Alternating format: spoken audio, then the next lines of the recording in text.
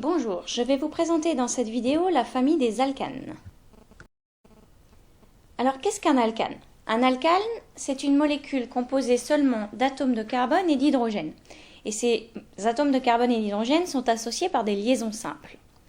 Dans cette première molécule, je vois qu'il n'y a que des atomes de carbone et d'hydrogène. Toutes les liaisons sont simples, c'est bien un alcane. La chaîne carbonée est linéaire, on parlera d'alcane linéaire.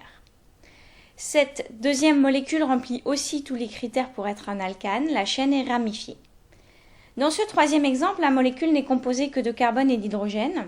Cependant, il y a une liaison double entre les deux atomes de carbone, ce n'est pas un alcane. Cette quatrième molécule est un alcane à chaîne cyclique. Enfin, cette dernière molécule n'est pas un alcane car il y a un atome autre que C et H, il y a un atome d'azote. Alors tout d'abord, on peut se poser la question de l'intérêt à savoir nommer un alcane linéaire. En fait, afin que les scientifiques du monde entier puissent se comprendre quand ils décrivent une réaction entre deux molécules, par exemple, il existe un certain nombre de règles de nomenclature, c'est-à-dire de règles qui permettent de nommer les molécules et donc de tous savoir de quelle molécule on parle. Alors comment nommer un alcane linéaire? Pour nommer un alcane linéaire, on construit son nom en deux parties. D'abord, un préfixe qui indique le nombre d'atomes de carbone de la chaîne. Dans le tableau suivant, je vous indique les préfixes pour des chaînes carbonées comptant jusqu'à 6 atomes de carbone, ce qui est le maximum que vous devrez savoir en première. Ensuite, on termine le nom par la terminaison ane. Donc, dans ce premier exemple, je compte 1, 2, 3 carbones dans la chaîne. Il s'agit donc de la molécule de propane. Dans ce deuxième exemple, on compte 5 atomes de carbone. On va donc voir dans le tableau, 5 c'est pente, il s'agit donc du pentane. Pour les alcanes cycliques, les règles sont les mêmes. On rajoute simplement le préfixe cyclo devant le nom de l'alcane linéaire qui porterait le même nombre d'atomes de carbone. Exemple, cette molécule compte 1, 2, 3, 4, 5, 6 atomes de carbone. L'alcane linéaire correspondant serait donc l'hexane. Cette molécule est donc le cyclohexane. Enfin, intéressons-nous aux alcanes ramifiés.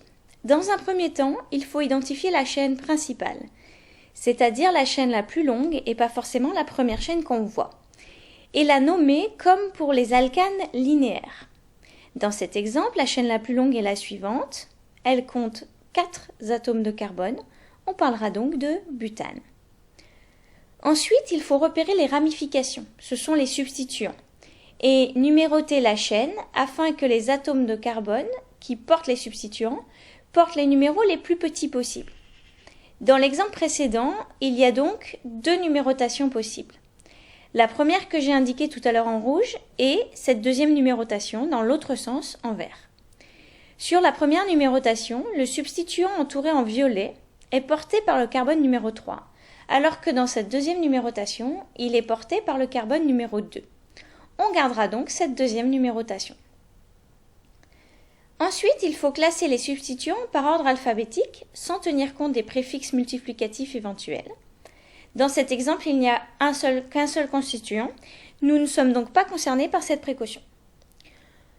On place les noms des substituants avant le nom de la chaîne principale, précédé du chiffre qui indique leur position dans la chaîne principale et d'un tiret. Le nom du substituant porte la terminaison il et le préfixe correspondant au nombre d'atomes de carbone. Ici, notre substituant porte un atome de carbone, c'est donc le groupe meth-il. Il est en position 2, donc on va écrire le 2-méthylbutane. La dernière règle est la suivante. Lorsque le même substituant apparaît plusieurs fois, on utilise les préfixes di, tri ou tétra, que l'on fait précéder de l'ensemble des numéros de position séparés par une virgule. Afin de comprendre cette règle, regardons un deuxième exemple.